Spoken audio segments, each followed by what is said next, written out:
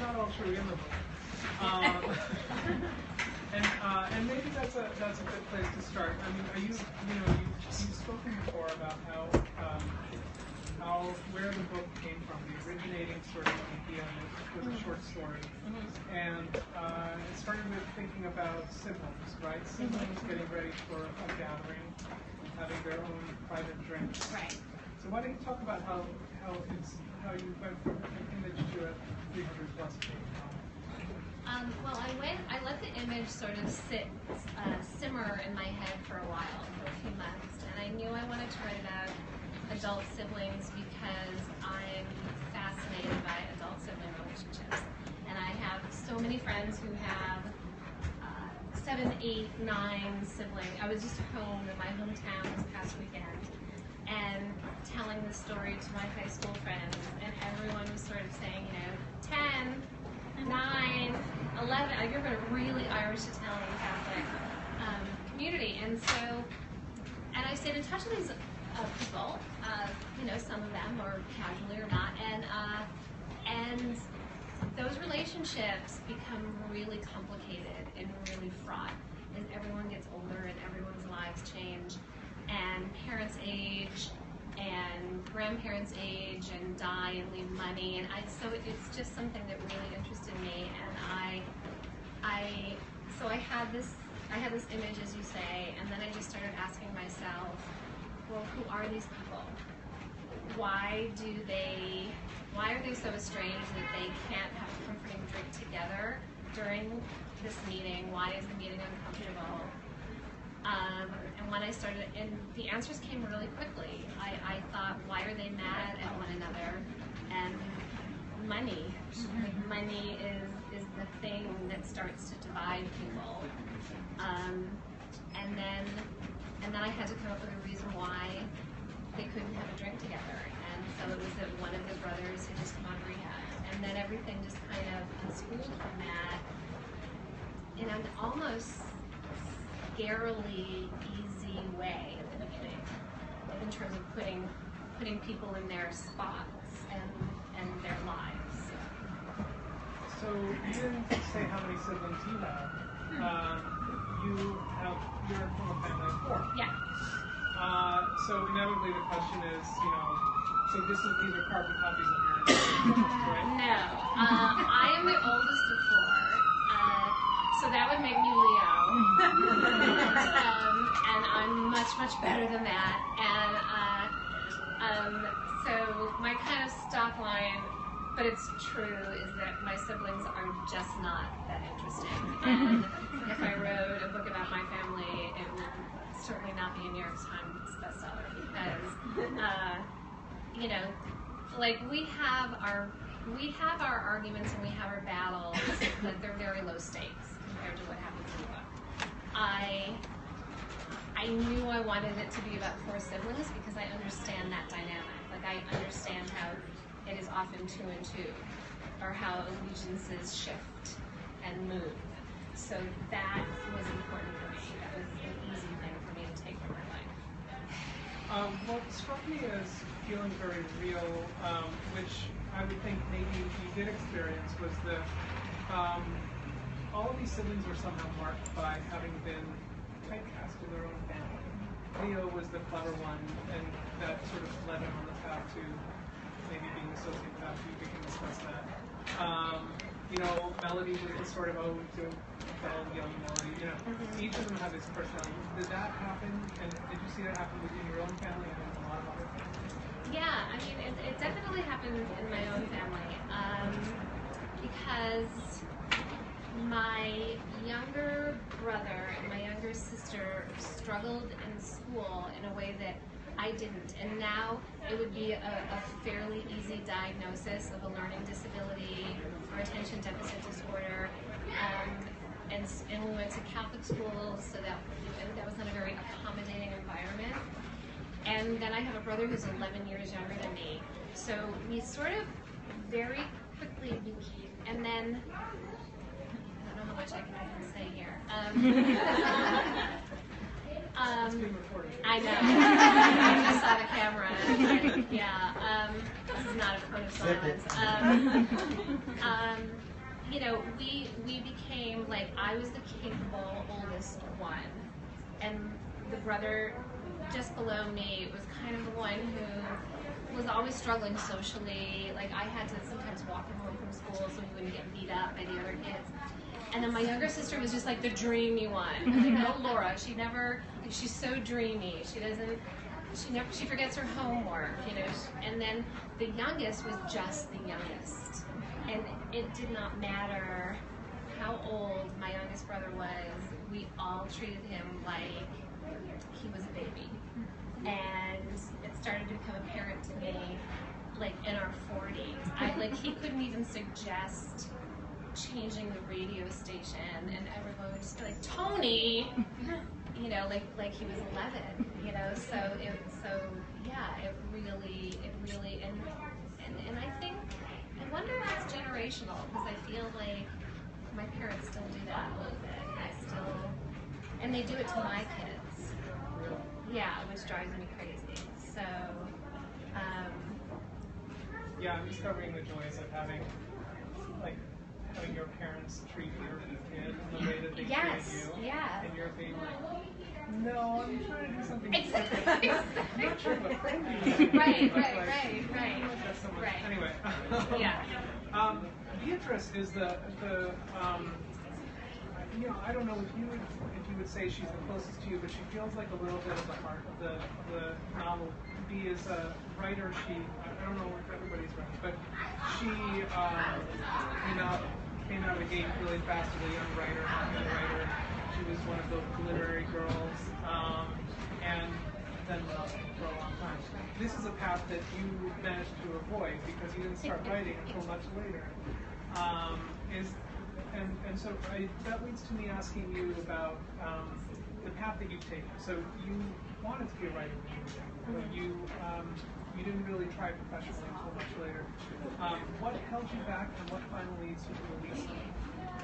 Well, I think, I mean, I was a writer, but I was a copywriter and a marketing and communications person. I tried, you and I have talked about this a little bit, I tried writing fiction very briefly in my late 20s. And my plan was to quit my job and become a waitress and write a book. And that was literally the extent of my plan.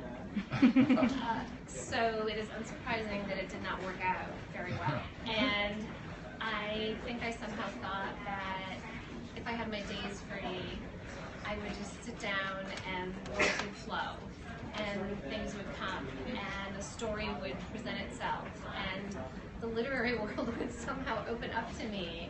And you know, it's all much harder than that, and so I didn't succeed at it.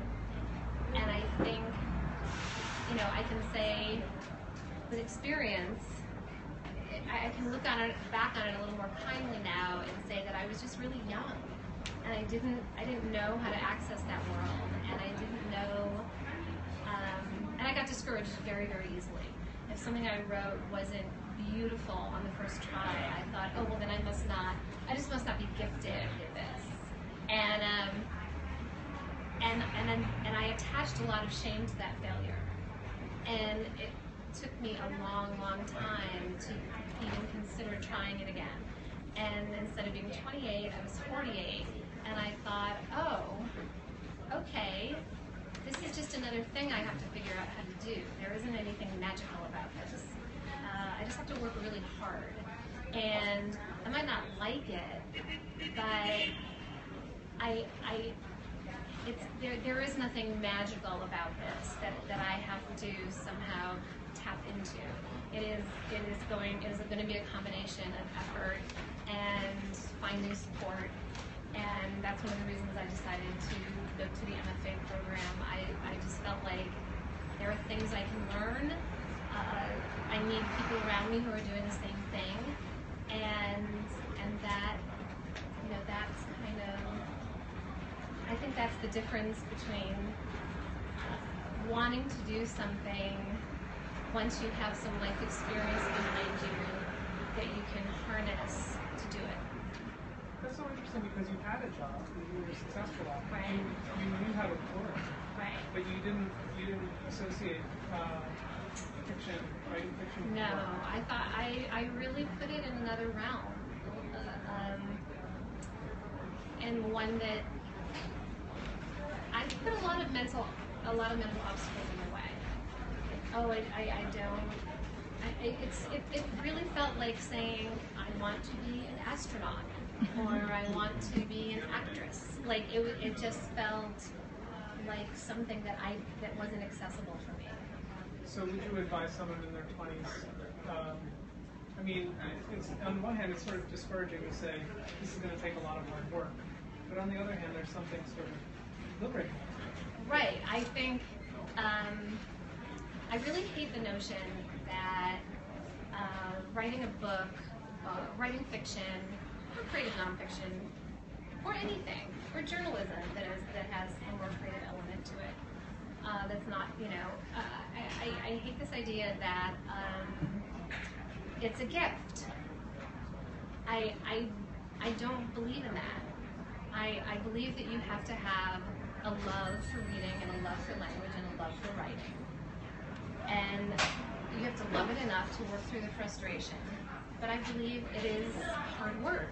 And I believe that that inspiration comes, but you have to meet it halfway. And meeting it halfway means you sit in that chair every morning and you write, whether or not it stinks or it doesn't. That is all part of the process. And I mean, what I would say to someone who's 28 is find a way to earn a living that gives you enough time for your creative endeavors and, find community. But yeah, it's a lot of hard work. You have to write more pages. You have to throw away more pages than you use, and you have to be okay with that. So that was something that probably really helped me from a more corporate writing perspective. Not writing my own stuff for so long. I wasn't precious about what I wrote.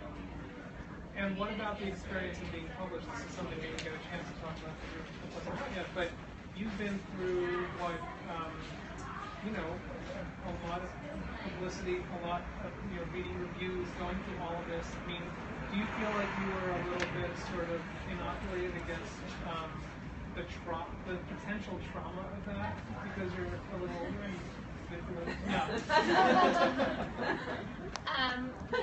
nothing I've ever written before has been personal. So I didn't care if someone didn't like my marketing brochure or like the website copy. It was like, fine, I'll just give it. What do you want? How do you want it changed? And this is personal, and I was completely unprepared. I was honestly completely unprepared for having to be vulnerable in a personal way. And it's not something I feel that I can complain about because it's at least better than having people ignore you once your book is published. But it has been, there's been a steep learning curve. So does it help to be an outlet? Yes, I think it does. Yeah. And you waited till you were in LA to write, a novel about New York. Is this was it harder to write because you were in LA or easier? I think it was easier. I was fairly newly in LA when I started the book, and I lived in New York for 27 years, and so New York is, the city that I consider home. It's the city that's in my bones. It was a way for me to spend some time in New York every day and kind of revisit all the places that I loved. That part about it was great. Yeah. So about the book, like one of the things, so it's about family, but it's also about money, which is a topic that not a lot of people talk about in the newspaper. It's very interesting to read a book in which there actually are concrete sums of money even mentioned. I know. It was stressful for me to, and I think my editor's here. I think we talked about what the sum of money should be, and when I wrote the first draft, I was just trying to be really vague about it because I felt like there was something crass about actually saying how much the amount was, which is ludicrous because it's fiction. But it's like that. I feel like that's how much, like how reluctant everyone is to talk about money in concrete terms. And that it was very interesting when I wrote the first draft and showed it to some people, how people had very strong opinions about how much money was too much, you know, and how much was not enough. And that was really interesting. Yeah, well, keeping in mind that not everyone's in New York, right? So they don't Yes, understand exactly. that these people are basically I know. Like, Yes, I know. Yeah, they're like $500,000. They'd never have to work a day again in their lives. It's like,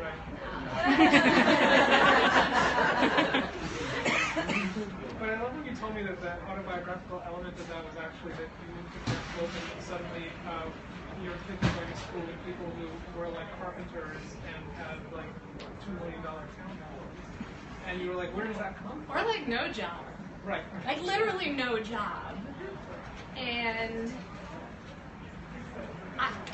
it was just it was just like a mystery of life. It was, you know, like you are lovely people and you have 2 children in private school and you have the largest townhouse I've ever been in, and neither one of you has a job.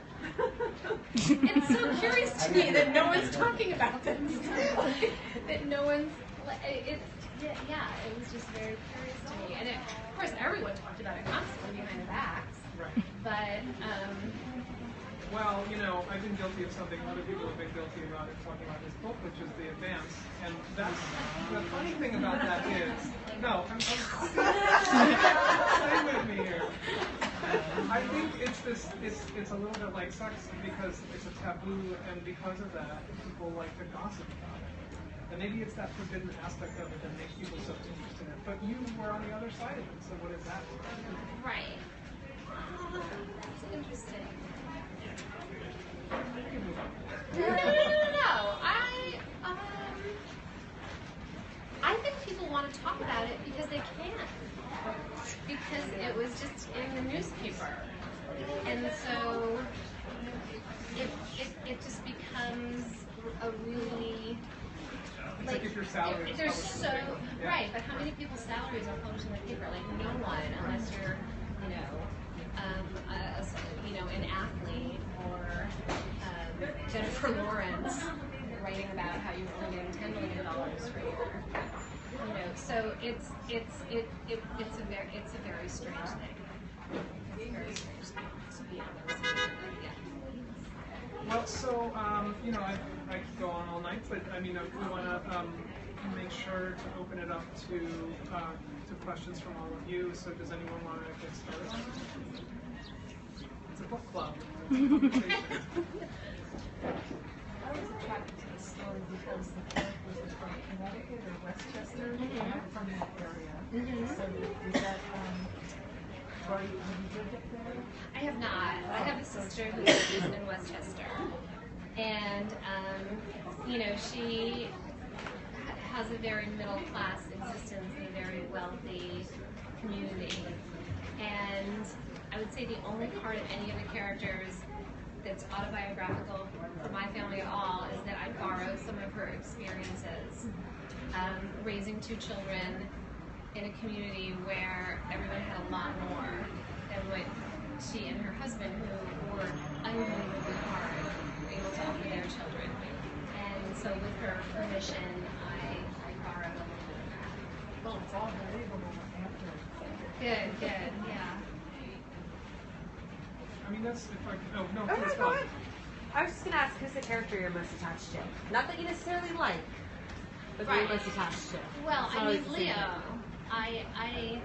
you know, he's a very bad boy, and I'm a good girl, and so that was the best.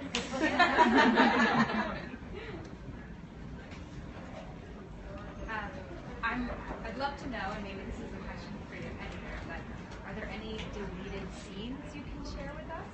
Or perhaps alternate? There are some deleted scenes. I mean, I think the only big deletion, we lost a chapter, and it was that was one of those instances where you have to kill your darlings, because I loved the chapter and it was so easy to write, and it really didn't belong in the book. And it was the bee goes to a party at a woman's house whose name is Celia Baxter, and it turns out, like, she buys the statue in Paris. She's in the book I had her be a young curator for her father, who was ran some huge financial services company in the World Trade Center, and he sent her to Paris to acquire this particular Rodin that he wanted. And it was just a chapter about her being in Paris and heartbroken because her boyfriend had broken up with her, and having to go and bid on this sculpture, and she didn't buy the one he wanted, she bought the one she wanted. And it didn't really, it stopped the flow of the book at a time when I was starting to get into the secondary characters. And Megan's very astute observation was that there are a lot of characters to get your hands around, and so everyone really had to sort of earn their pages, and Celia was not earning her pages. So that chapter lives in my memory. And then there were some scenes that changed, but I don't think other than that, it was like a lot. Yeah, that was the big one. Thank you. This is more of a process question, but like, how did you decide, because you just mentioned you deleted this chapter with Celia, like which side characters merited their own like POV section? Because it's just so interesting, because there's moments where you have the very strong home narrative, and then it's like the neighbor, Tommy, the neighbor of Brooklyn. Right. I mean, I didn't have a strategy writing the first draft.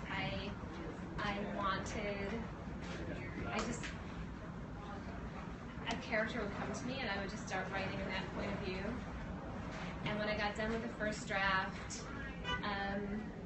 I sent it to a few people I trusted, and one of the most helpful comments I got was that the people weren't integrated enough. It was like all plums, and then it was all the other people, and then I tried to bring it all back together. And so then I really had to restructure the book, and that made me more conscious of whether or not someone really needed to be a point of view character, or whether I could put them in someone else's experience. And then once I got that all done, again, Megan was really great about making sure that I wasn't wasting the reader's time. So one of the things she had me do is take some of the secondary characters where I've written a lot of backstory on them and bring their experience into the present. So at least I think you feel as the reader, like if you're in their present life, it matters. So, it was just, they were just people I wanted to write. I didn't want the book to be about 4 whiny white people living in Manhattan, because it's a New York book, and I wanted it to reflect as many types of people as I could fit in there without driving the reader crazy, that reflected New York City, the New York City that I know and love. So I just wanted different voices in there. I love that you included like snippets of Westchester, because for a lot of people that I'm born and raised like a few blocks away, and a lot of people I talk to about transplants, you mentioned Westchester, and they're like, what's that? But it's so real. There was a car like 2 days ago that's like bolted, like half a flat iron, and it's it's such a very real part of the city, but it's not enforced. Right.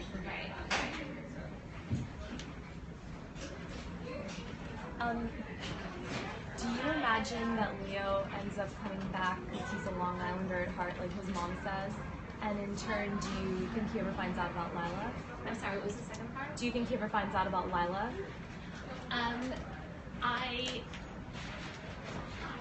I'm worried this is going to be frustrating for you, but the truth is, I don't think about the characters after where I left them off.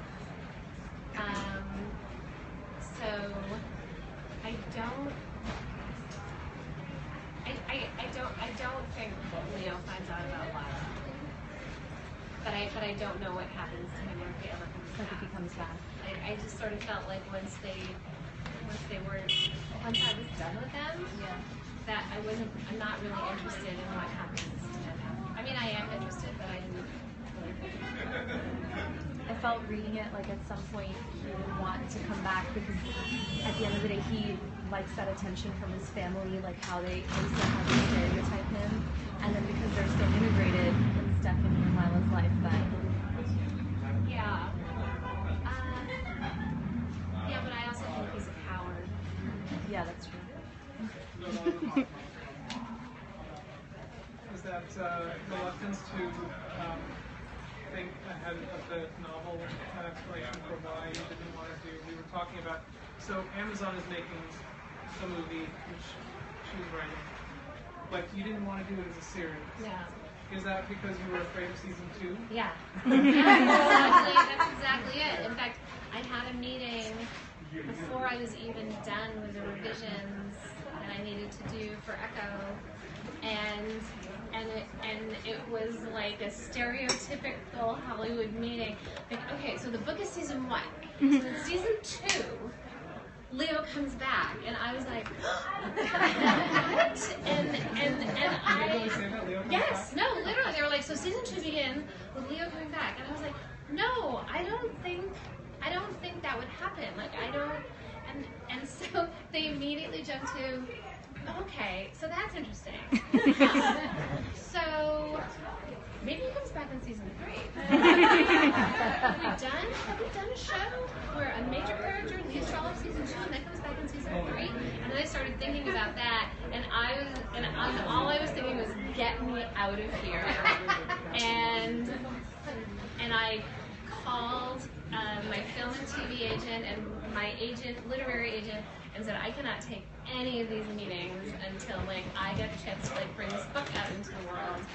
And I'm not interested in becoming a showrunner or a television writer, so the idea of handing over the material and then letting it advance and me not having any control over it was not something I was willing to consider. So what did you think about, you haven't written a screenplay yet? You could have just given it, right? No. I mean, maybe. Jill Soloway is producing. Her very strong belief is that she would say, if you take the baby away from the mother, the baby suffers. So the farther the source material moves away from the person who created it, the more potency it loses. And her condition of producing was that I would write it. And we've been friends for a long time, and she claims she can teach me how to write a screenplay very quickly. And I hope she's right. So, yeah. Isn't it just the format and just... I think it's probably also figuring out how to adapt internal, monologue into something visual. So, but she, and I trust her, and I trust, because I've written lots of different things, that there are tricks and tips, and you take this scene and here's the visual thing you do to represent this emotion that's happening, and I think it will be, I think it would be cool to learn how to adapt something into a screenplay, and I know from writing lots of different things that learning something new helps whatever you're writing. It all feeds into other things. Do you have any casting fantasies? No. I am literally asked that question at every single book event, and I keep trying to come up with names, and I don't envision those people. I hear their voices, but I don't see them, so it's almost impossible for me to think of to assign actors to them. So. Anybody else? Did you have a question? You know, I did. You just asked it. Because to me, the characters are so real, especially for the siblings. And I wondered if you had a visual picture yourself of, or if anybody else here You do does. describe them from the physically main so character. much. Because Henry made me describe them physically. Interesting. Yeah. I had a very clear picture Yeah. of Leo in my mind. I don't think it was exactly the same as yours. No, and I didn't have much physical description, and like not a lot. But you're like, yeah, we need to know a little bit, a little tall, short, you know. So, yeah, I don't know. Some ideas here. Well, I was going to say on the flip side, do you have anyone that you absolutely could not see being in any of those roles? Well, I think that list would be very long. I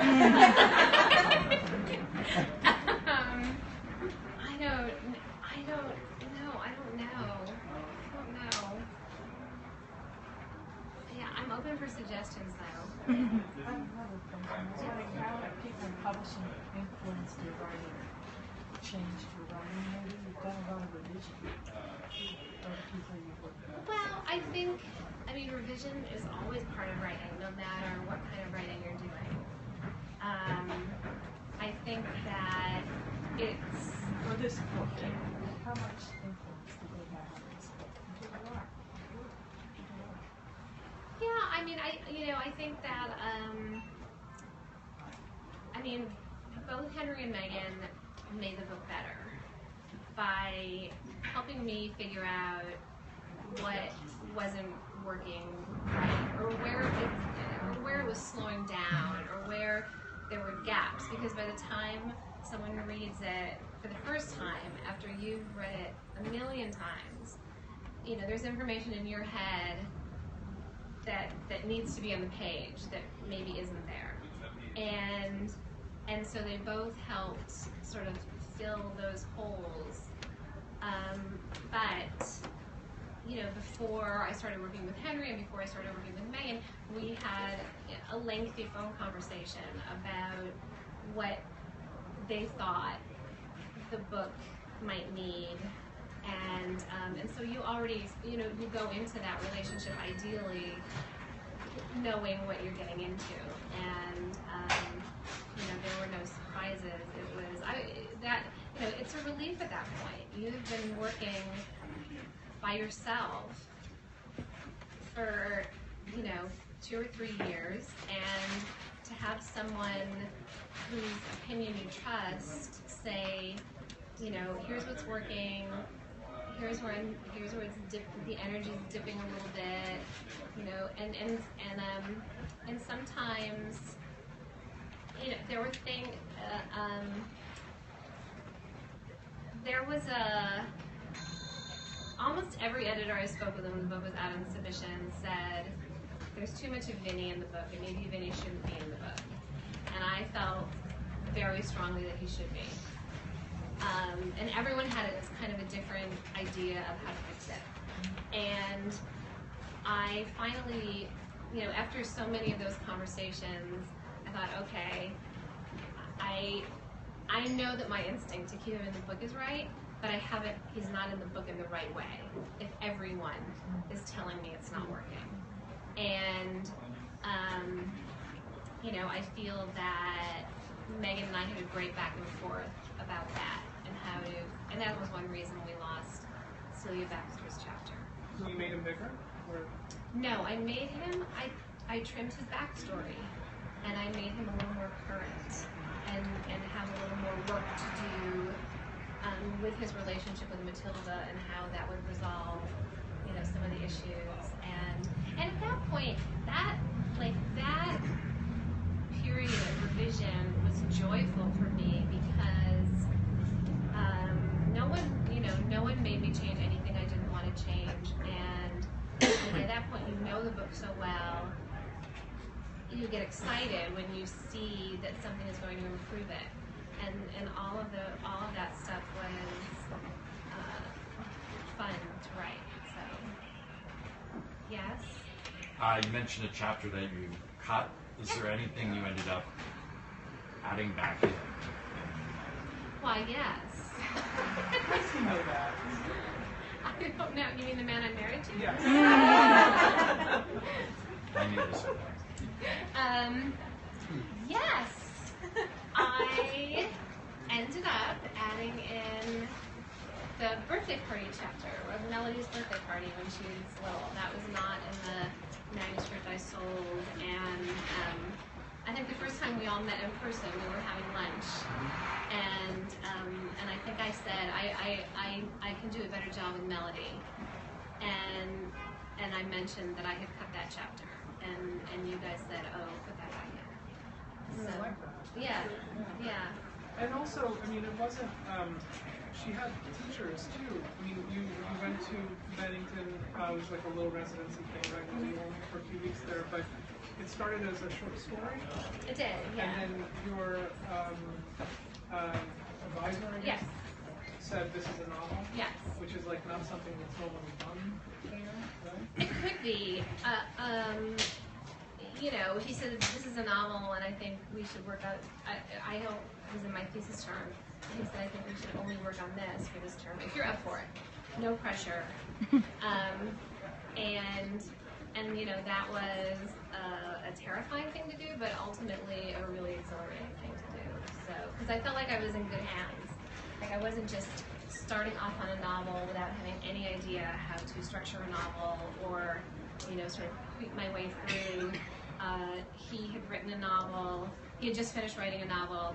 He's an amazing teacher, and I just thought he's going to save me a lot of time. He's going to teach me a lot of stuff in these 4 months before I have to crank out 145 pages. So. Does that mean you have any other short stories that you've written before that you've gone back to and thought, oh, I wonder if there's a novel in this? No. I don't think so. Do you think that you're going to only, I mean, after writing the script, do you think you're only going to focus on the long form, or will you I don't return to think short I'm a stories? short story writer. I love short stories, but even the short stories I wrote in graduate school that I liked were super long, like a little too long. So I'm not sure. I'm not sure I'll do that. So you've developed these characters with such depth. I'm wondering whether when you're writing, you're characterizing a reader. Are you thinking about the type of person who's reading your book while you're developing it? And does that have any impact on your writing? Is there a particular persona or demographic that you're envisioning? No, I'm never thinking of the reader. I think about myself. I just like writing by yourself all day is, you know, hard in a very, very elitist, artsy way. But it is, you know, it's a really solitary job, and you have no idea what's going to happen to whatever you're writing. And you know, it's a trope, but I truly just wrote a book that I would want to read, and all I thought about was entertaining myself. So, yeah.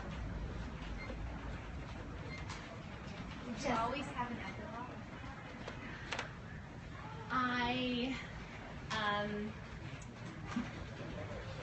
There was always an epilogue in my head. There was a point in time when I thought about cutting it and ending the book at the end of the last chapter. And I felt like I had asked people to invest so much time and so many characters that I owe them a little more than that. But it did feel, you know, it did feel to me like if I left it off on that note, if I didn't write the epilogue, you know, I didn't think about a reader, but I would be lying if I said I didn't think about oh, how is the literary community going to think about this book, or or future publishers, and I thought, sort of leaving it off without an epilogue might make it a little more, it might be the more literary choice, and but ultimately it just didn't feel right for me. So I love that people, you told me that different people told you that they thought B was based on different real writers. Yeah. And there's like almost a Ramona Clay element to the book, but not quite. Yeah. Do you have like a single model for anyone in the book? Well, certainly for Leo, I was thinking about people like Nick Denton, Graydon Carter, Kurt Anderson, people like that. I mean, none of them, had anything really analogous to what Leo goes through. But I was thinking about, a certain type of guy in a certain type of time in New York in the media world. I knew some people who made a lot of money really quickly, and then lost it almost just as quickly. And so I was thinking about in that world, or in the tech, more in the tech like advertising space. What do they call it? The new integrated advertising agency. So I was thinking about that, and then with B, I was thinking about a bunch of different people where I just thought, I wonder whatever happened. I wonder whatever happened to that person. I remember reading, seeing that name in the like 40 and 20 under 30, whatever that New Yorker thing was. I wonder whatever happened to that person.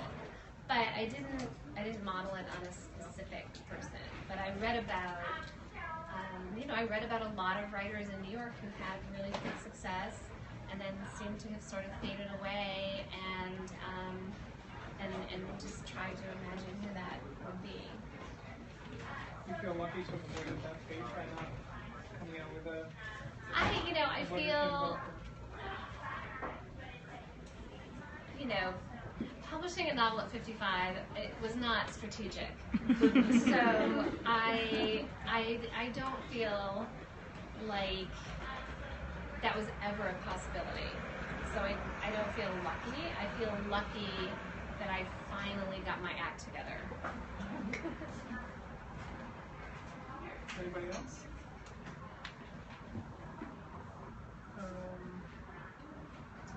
Well, should we wrap up? Yeah. I think we can wrap up. You good?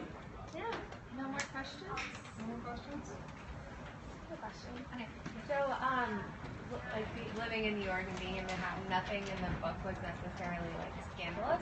It could have been, a little shocking. Some of the teenage daughters being off on their own, or the amounts of money. But in different cities that you've gone to for your book tour, has there been anything in particular that people were shocked by? No. I am surprised. I've had a few people tweet at me, religious people tweet at me, about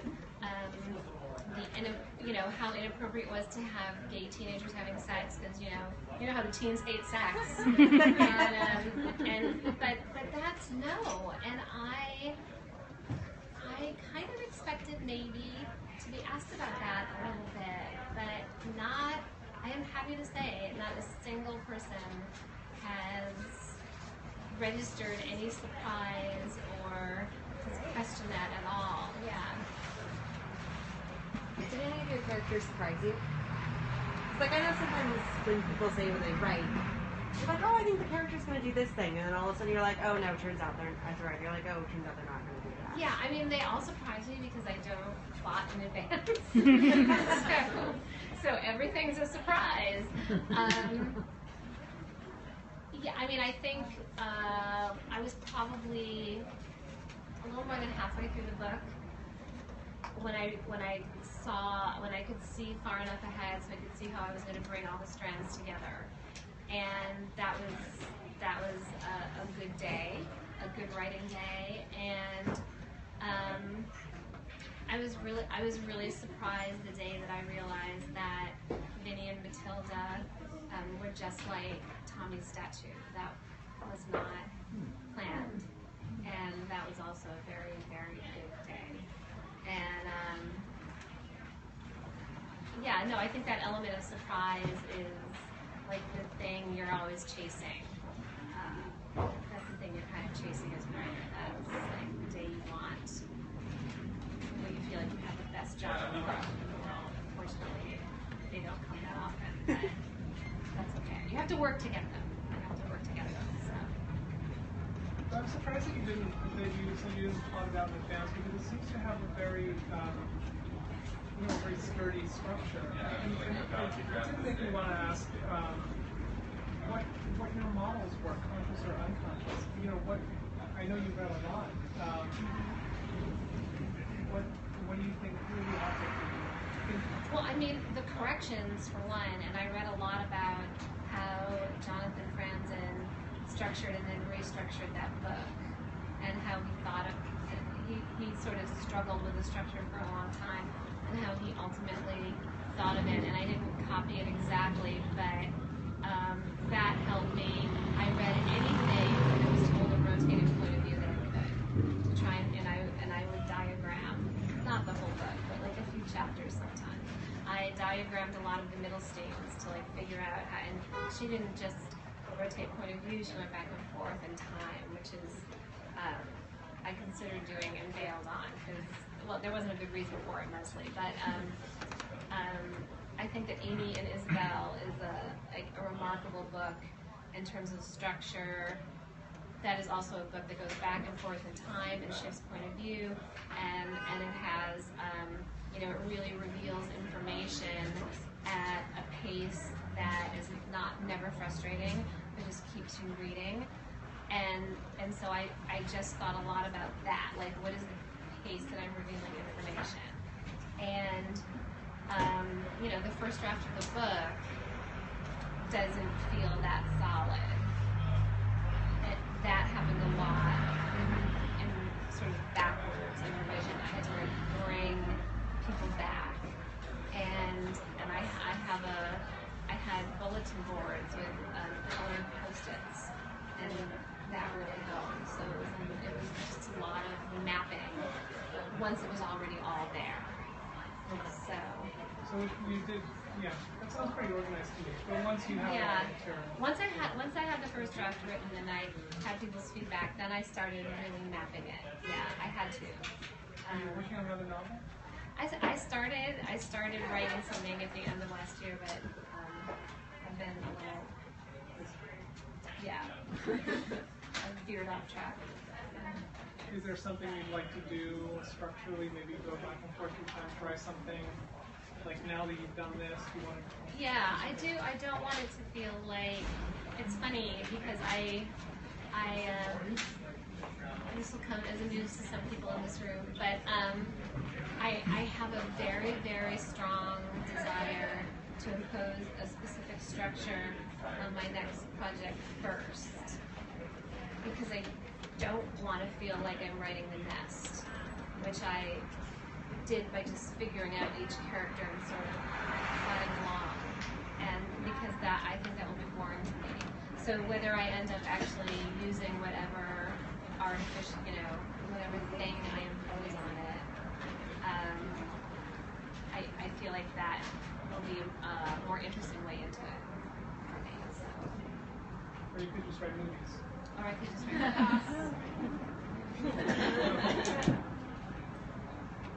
movies. Sorry, one more. I know I've asked a lot. But do you have a favorite book? Top 5.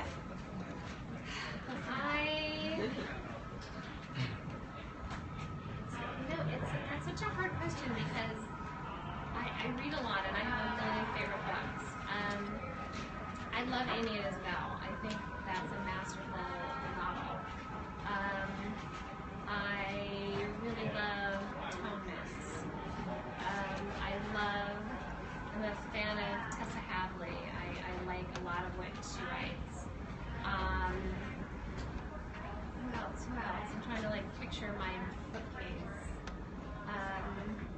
love Alice McDermott because I like that she writes really quiet, powerful novels about family. You know, I love David Sedaris and David Rakoff is a friend of mine, so like, you know, humor is really important to me. So all of those little pieces. I mean, okay, Pride and Prejudice.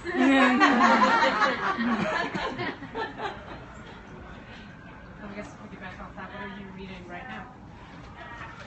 I am reading books that are not coming out for a while. Yeah. So, but they're going to be great. Let me think. Oh, well, Rich and Pretty comes out soon, right? June 7th. I did not read that book, but I read it for a few reasons. And yeah, everything else doesn't come out for a while. So yeah, I haven't read anything. Who's going to have the honor of your first blurb? Jamie Attenberg. Oh, yeah? I already wrote that. And Marissa Silver's number 2. When I don't know when Jamie's book comes out. April of next year. Okay, April of next year. Marissa Silver's book coming out in September is a mind-blowing masterpiece. So it's not like anything else she's written, and it's pretty remarkable. So those are some those are they're like book trailers.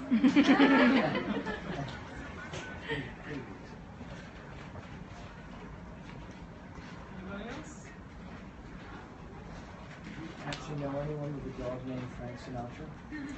Oh my God, that's the best question I've gotten. Or is that completely original? It was not completely original. I don't know someone with a dog named Frank Sinatra, but I was reading. I think it might have been like the New York Times, that tea style thing. It was just, I don't know, some little profile about some guy, and he had a dog named Frank Sinatra, and I just thought, I don't care what I have to do.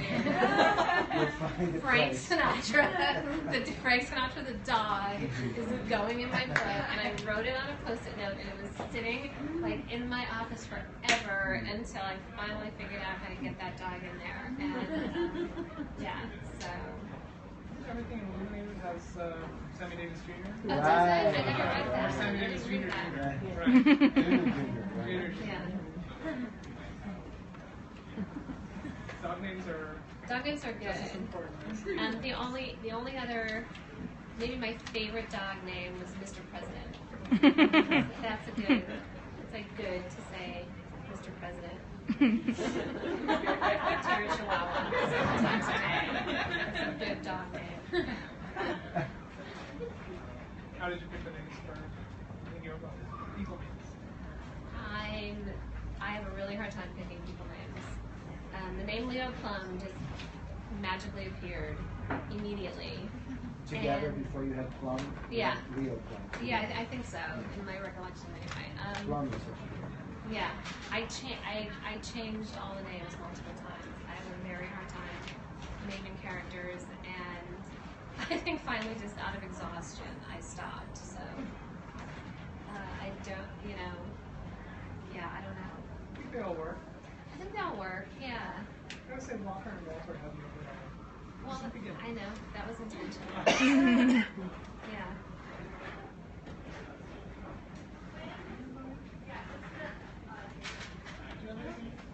Well, actually, I did have a question. Okay. So something I really, really loved about this book was just how very New York it felt. It really felt like this cast of characters could not have occurred in any city but here. And so I was kind of wondering, I guess it's more of like a chicken and egg question. Like, what came first when you thought of telling a family story? Did you think, okay, New York, and then these characters sprung out of the city? Or did you imagine these characters and realize that New York is clearly the only place they could exist? When I got the idea for the book, I was in New York during that weekend of the freak October snowstorm. So I just started writing it as if it were New York. So New York so the idea and that it was in New York came together, and so I guess New York came first.